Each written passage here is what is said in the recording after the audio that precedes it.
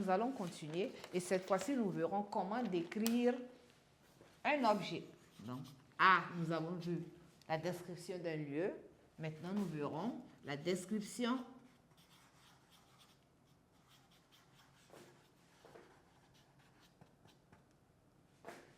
d'un objet. Bien. La description d'un objet. Comment décrire un objet.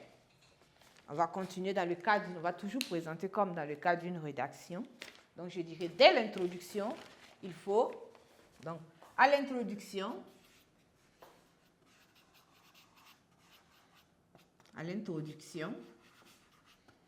il faut présenter l'objet décrit.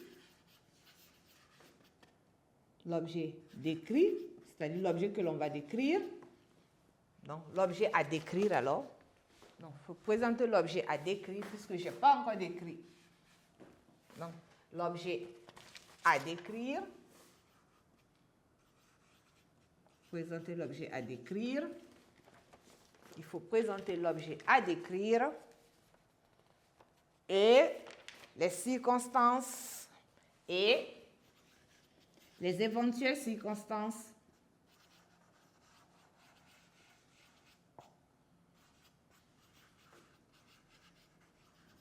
bien sûr, les circonstances liées à l'objet. Si c'est un objet, à quel moment je l'ai eu? Est-ce que c'était un cadeau de ma tante, de ma mère? Et à quelle occasion j'ai eu le cadeau? Peut-être à mon anniversaire ou encore j'avais bien travaillé. Donc, je dis éventuellement, c'est dire si possible, les circonstances, comment, pourquoi, quand, etc. Et je continue. Au développement.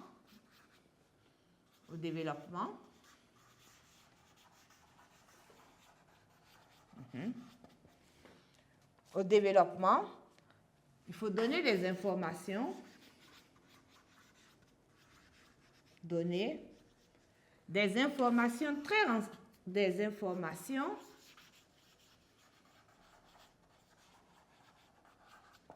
détaillées sur l'objet.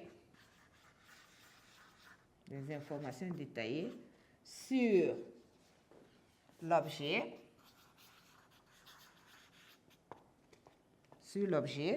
En évoquant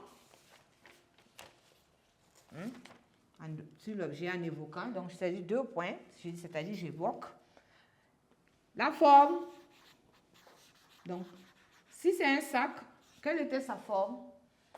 Est-ce que c'était rond, petit, la petite forme, etc. Comment se présentait la forme? Carré, bon, petit, bon, carré, ovale, etc. C'est moi qui sais quelle était la forme de l'objet. La couleur, si c'était un sac, est-ce qu'il était rouge, bleu, noir, etc. Donc, dans la description, je dois donner la couleur, la taille. C'était un gros sac, un petit sac. Est-ce qu'il était moyen? Voilà. La matière, si possible, la matière. Voilà.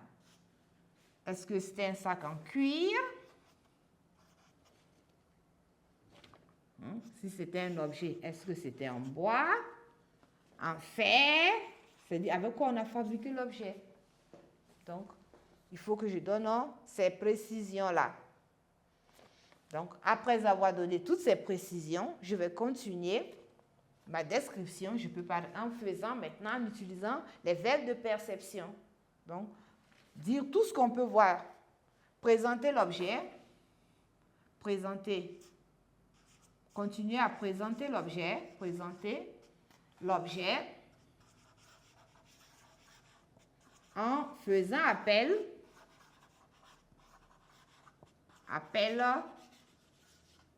aux organes de sens. Bon, au sens, mais je vais mettre ici aux organes de sens. C'est-à-dire, quand on touche l'objet, peut-être qu'il y a une sensation, ou encore il y a un parfum. Quand on ouvre le sac, il y a une odeur qui se dégage. Ou si c'est un parfum, j'ai reçu comment était l'odeur. Donc voilà. Ou encore, qu'est-ce que je peux voir sur l'objet? Est-ce que sur le sac, il y a les anses sont comment? Quand on touche, qu'est-ce qu'on ressent? Quand on voit de loin, qu'est-ce qu'on croit? Etc.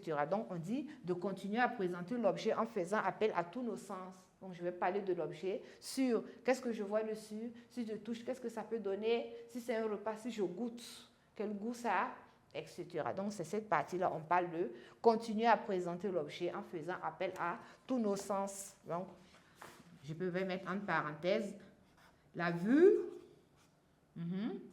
l'odorat, si possible, hein, ce n'est pas forcé. L'odorat, voilà. Le toucher, tout ce qu'on le dit sur les organes de sens, vraiment, c'est si possible. Hein. Si je parle d'un sac, je ne vais pas aller parler de goût parce que je ne vais pas goûter le sac. Mais si c'est un repas, il faut bien que je parle du goût. Donc, selon l'objet, il faut que je fasse appel à un des organes de sens. Et maintenant, on dit que pour terminer, comme l'autre, donc en conclusion,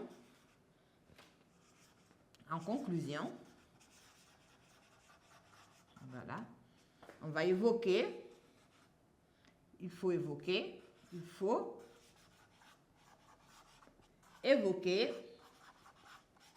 également les sentiments,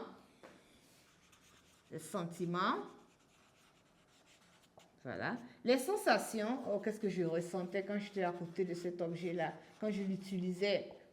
Donc, les sensations, les souvenirs, peut-être que je ne l'ai plus, les souvenirs, c'est-à-dire qu'est-ce que je faisais avec. Hein? Et là même, lorsque je présente, c'est toujours un objet, quelle était son utilité? Je l'utilisais pour ceci, pour cela. Et enfin maintenant, donc en conclusion, je dis, en conclusion, il faut évoquer les sentiments, les sensations, les souvenirs que vous inspire l'objet, que vous inspire l'objet décrit. L'objet décrit. Donc voilà, dans un devoir de rédaction, comment vous devez présenter, comment vous devez décrire un objet. Je reprends. Pour décrire un objet, dès l'introduction, hein, il faut présenter l'objet, c'est-à-dire il faut le nommer, il faut dire son nom, et puis donner les éventuelles circonstances, c'est-à-dire à quel moment je l'ai eu, qui m'a donné, c'était quand, si possible. Et ensuite, je continue au développement. Dans le développement, je dois donner des informations détaillées sur la forme, comment se présentait l'objet, la couleur, la taille, la matière, etc. Et je continue encore ma description en faisant appel, c'est-à-dire je vais continuer à parler des objets en faisant appel aux organes de sens, c'est-à-dire la vue, qu'est-ce que je vois sur l'objet. Qu'est-ce qu'on peut peut-être entendre, qu'est-ce qu'on peut sentir sur l'objet, etc.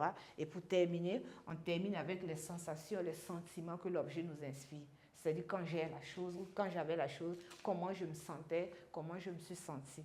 Donc, sur ce, nous avons fini avec la description d'un objet. On va passer maintenant à comment décrire une personne.